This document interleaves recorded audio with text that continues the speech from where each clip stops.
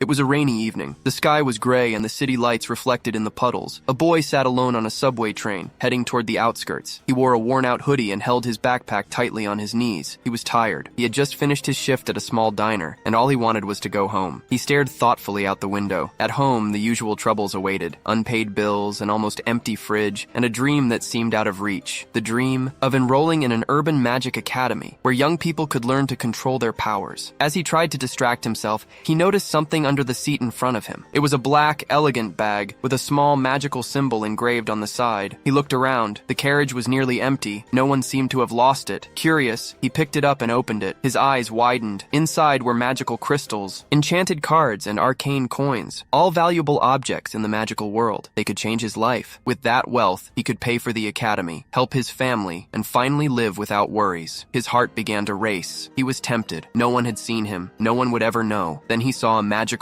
ID card. The photo showed a young girl with the same magical symbol as on the bag. It had to be hers. He took a long breath, torn between need and conscience. Then he stood up, walked down the carriage, and recognized the girl sitting a few seats ahead. He approached her shyly and said, "Excuse me, did you lose this?" She looked at him in surprise. Her hands trembled as she took the bag and immediately checked its contents. Then she looked up at him, her eyes glistening with tears. "I can't believe it. Everything's still here. Thank you. Thank you so much." Her voice was shaking.